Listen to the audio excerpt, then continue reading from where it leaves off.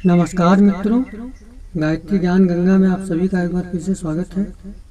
मित्रों, आज हम शिव महिम्न स्तोत्र के बारे में बताने वाले हैं।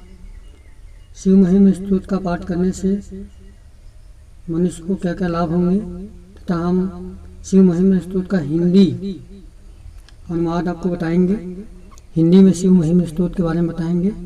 जो संस्कृत में इस स्तोत्र का पाठ नहीं कर सकते हैं वो हिंदी में सुन करके इस स्तोत्र के बारे में जान सकते हैं। आइए देखते हैं कि इस स्तोत्र में क्या है। हे पाप हरण करने वाले शंकर जी, आपकी महिमा आर पार के ज्ञान से रहित सामान्य व्यक्ति के द्वारा की गई आपकी स्तुति यदि आपकी स्वरूप महात्म्य वर्णन के अनुरूप नहीं है तो फिर ब्रह्मादि देवों की वाणी भी आपकी स्तुति के अनुरूप नहीं है।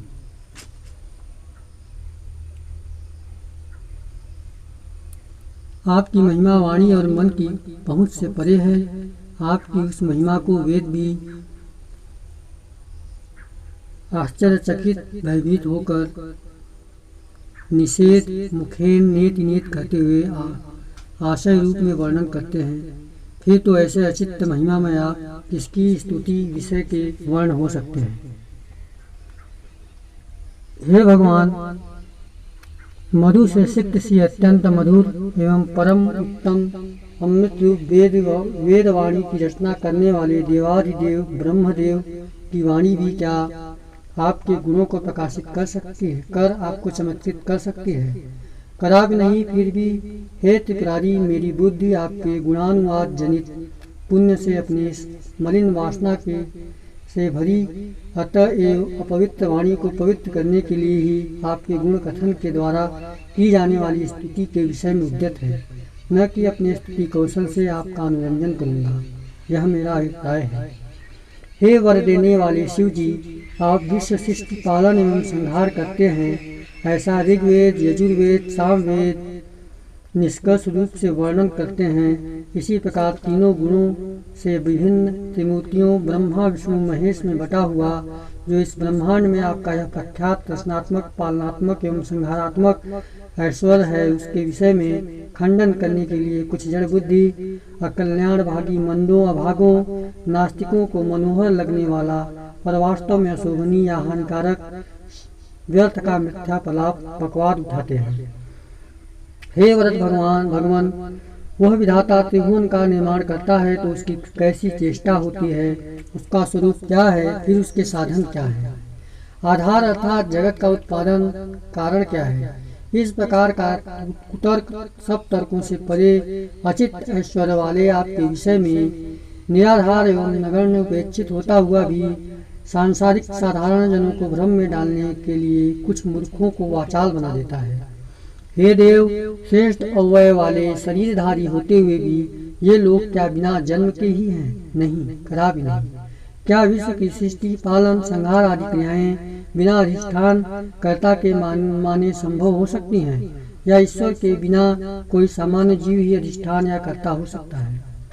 नहीं, क्योंकि यदि असमर्थ जीव ही करता है तो 14 भुवनों की सृष्टि के लिए उसके पास क्या साधन हो सकता है। इस प्रकार आपके अस्तित्व के प्रमाण सिद्ध होने पर भी अतः वे जड़ बुद्धि शंका करते हैं, अतः वे बड़े अभागी हैं। ऋग यजुसाम ये वेद सांख्य शास्त्र योग शास्त्र पाशुपत मत वैष्णव मत आदि विभिन्न मतांतर हैं। इनमें सभी लोग हमारा यह मत उत्तम है, हमारा मत लाभप्रद है, दूसरों का नहीं। इस प्रकार की रुचियों की विचित्रता से सीधे टेढ़े नाना मार्गों से चलने वाले साधकों के लिए एकमात्र प्राप्तव्य गतव्य आप ही है। हे वरदानी शंकर, बूढ़ा बैल खटिए का पावा फरसा चर्म भस्म सर्प कपाल, बस इतनी ही आपके कुटुंब पालन की सामग्री है। फिर भी निरारी देवता आपके कृपा कटाक्ष से ही उस विलक्षण अतुलनीय समृद्धियों भोगों को प्राप्त किया है। विषय वासना रूपी मृगतृणा स्वरूप भूत चैतन्य आत्मा राम में रमण करने वाले को भ्रमित नहीं कर पाती है। हे त्रिपुरारी, कोई वादी संपूर्ण जगत को ध्रुव नित्य कहता है, कोई इस जगत को ध्रुव असत्य अनित्य बताता है, कोई तो विश्व के समस्त पदार्थों कुछ नित्य और कुछ अनित्य है ऐसा कहता है। उन सब वादों से आश्चर्यचकित सा मैं उन्हीं वादों स्तुति प्रकारों से आपकी स्तुति करता हुआ लज्जित नहीं हो रहा हूँ, क्योंकि मुखरता वाचालता अधिष्ठ होती है, उसे लज्जा कहाँ। हे गिरीश, अग्निस्तंभ के समान आपका जो लिंगाकार तेजस्वी प्रकट हुआ, उसके ओर और छोर जाने के लिए ऊपर की ओर ब्रह्मा तथा नीचे की ओर विष्णु बड़े प्रयत्न से गए, पर दोनों ही आप के उस स्वरूप का पार पाने में असमर्थ रहे। तब उन दोनों ने श्रद्धा और भक्ति से पूर्ण बुद्धि से नतमस्तक हो आपकी स्तुति की। स्तुति से प्रसन्न हो आप उन दोनों के समक्ष स्वयं प्रकट हो गए। हे भगवान, श्रद्धा भक्ति पूर्वक की गई आपकी सेवा स्तुति या फलीभूत नहीं होती, अर्थात अवश्य फलीभूत होती है। हे त्रिपुरारी दशमुख रावण ने तीनों भुवनों का निष्कंटक राज्य बिना प्रयत्न अनायास प्राप्त कर जो अपनी भुजाओं की युद्ध करने की खुजलाहट न मिटा सका, यह आपके चरण कमलों में अपने 10 सिर रूपी कमलों की बलि प्रदान करने में प्रवृत्त आप में अविचल भक्ति का प्रभाव ही था। हे त्रिपुरारी, आपकी सेवा से रावण की भुजाओं में अमित शक्ति प्राप्त हुई थी। अभिमान में आकर वह अपना भुजबल आपके निवास स्थान कैलाश के उठाने में भी तोलने लगा, पर आपने जो पैर के अंगूठे की नोक से जरा सा कैलाश को दबा दिया, तो उस रावण की प्रतिष्ठा स्थिति पाताल में भी दुर्लभ हो गई। प्राय निश्चित है कि नीच व्यक्ति समुद्र को पाकर मोह में फंस जाता है, कृतघ्न हो जाता है। हे वरदानी शंकर, त्रिभुवन को वशवर्ती बनाने वाले वाणासुर ने इंद्र की अपार परमोच्च संपत्ति को भी जो अपने समक्ष नीचा कर दिया, वो आपके चरणों के शरणागत भक्ति का ही प्रभाव था। वाणासुर के विषय में कोई आश्चर्य की बात नहीं है, क्योंकि आपके समक्ष सिर झुकाना, नतमस्तक होना किस विषय की उन्नति के लिए नहीं होता है, अर्थात आपके चरणों में सिर झुकाने से सबकी सब प्रकार की उन्नति होती है। हे त्रिनेत्र शंकर, समुद्र मंथन से उत्पन्न विष की विषम ज्वाला से असमय में ही ब्रह्मांड के नाश के भय से चकित देवों और दानवों पर दया कर आपने विषपान कर उस विष को अपने कंठ में धारण कर लिया। जो कंठ में कालापन नीला डब्बा है, वह क्या आपकी शोभा नहीं बढ़ा रहा है, अर्थात मोहोपकार कार्य से उत्पन्न होने के कारण और अधिक शोभा बढ़ा रहा है। हे जगदीश, जिस कामदेव के बाण देव असुर एवं नाग समूह में विश्व विजेता रहे हैं, कभी भी असफल होकर नहीं लौटते थे, वही कामदेव जब आपको अन्य देवताओं के समान जे समझने लगा, तब आपने देखते ही वह स्मृति शेष रह गया, भस्म हो गया। अर्थात जितेंद्रियों का अपमान और उन्हें विचलित करने का उपक्रम कल्याणकारी नहीं अपितु घातक होता है। हे ईश, जब आप तांडव नर्तन करते हैं, तब आपके पैरों के आघात से चोट से पृथ्वी अचानक संशय संकट को प्राप्त हो जाती है। आकाश मंडल के ग्रह नक्षत्र तारे आपकी घूमती हुई भुजदंड की चोट से पीड़ित हो जाते हैं। आकाश मंडल भी संकटग्रस्त हो जाता है। स्वर्ग आपकी खुली हुई बिखरी जटाओं के किनारों की चोट से बारंबार दुखद स्थिति को प्राप्त हो जाता है। यद्यपि आप तांडव विश्व रक्षा के लिए ही करते हैं, फिर भी सच है कि संपत्ति वालों का उचित कार्य भी विक्षोभ उत्पन्न कर देता है। हे जगदीश, समस्त आकाश में फैले तारों के सदृश फेन की शोभा वाला जो गंगा जल का प्रवाह है, वो आपके सिर पर जल बिंदु के समान छोटा दिखाई पड़ा और सिर से नीचे गिरने पर उसी जल बिंदु ने समुद्र रूपी करधनी वलय के भीतर संसार को दीप के समान बना दिया। बस उसी से आपका दिव्य शरीर सर्वोत्कृष्ट है, यह अनुमेय हो जाता है। हे परमेश्वर, त्रिपुरासुर की तीर्ण को दग्ध करने के लिए इच्छुक आपने पृथ्वी को रथ, ब्रह्मा को सारथी, सुमेर पर्वत को धनुष, इंद्र और सूर्य को रथ के दोनों चक्के और चक्रपाणी विष्णु को जो बाण बनाया, तो यह सब आडंबर समारंभ करने का क्या प्रयोजन था। सर्वसमर्थ आप उसे अपनी इच्छा मात्र से चला सकते थे। निश्चय ही अपनी वसपत्ति हाथ में स्थित खिलौनों से खेलती हुई ईश्वर की बुद्धि पर अधीन नहीं होती, अर्थात वह स्वतंत्र रूप से अपने खिलौनों से खेलती रहती है। हे त्रिपुरारी, भगवान विष्णु ने आपके चरणों में 1000 कमल पुष्प चढ़ाने का संकल्प किया था। उनमें से जो एक कमल कम पड़ गया, तो उन्होंने अपना ही नेत्र कमल उखाड़ कर चढ़ा दिया। बस उनकी यही भक्ति की पराकाष्ठा सुदर्शन चक्र स्वरूप धारण कर त्रिभुवन की रक्षा के लिए सदा जागरूक है। अर्थात आपने भगवान श्री विष्णु की भक्ति से प्रसन्न हो उन्हें विश्व का संरक्षण करने वाले महान सुदर्शन चक्र को प्रदान किया। हे त्रिपुरारी, बिना फल दिए ही यज्ञादि समाप्त हो जाने पर यज्ञकर्ताओं का यज्ञ फल से संबंध करने के लिए, फल दिलाने के लिए आप तत्पर रहते हैं। कर्म तो करने के बाद नष्ट हो जाता है, वह जड़ है। अतः चेतन परमेश्वर की आराधना के बिना वह नष्ट कर्म फल देने में समर्थ नहीं होता है। अतः आपको यज्ञों में फल देने में समर्थ दाता देखकर पुण्यात्मा लोग वेद वाक्यों में श्रद्धा विश्वास रखकर यज्ञ आदि कर्म में तत्पर रहते हैं। हे शरणदाता शंकर, कार्य में कुशल प्रजाजनों का स्वामी प्रजापति दक्ष यज्ञ का यजमान कृतपति बना था। त्रिकालदर्शी ऋषिगण याज्ञिक थे, देवगण यज्ञ के समान सदस्य थे। फिर भी यज्ञ के फल के वितरण के व्यसनी आपसे ही यज्ञ का विध्वंस हो गया। अतः निश्चित है कि अश्रद्धा से किए गए यज्ञ कर्म कर्ता के विनाश के लिए ही सिद्ध होते हैं। श्रद्धा वर्जित यज्ञ किया जाता है।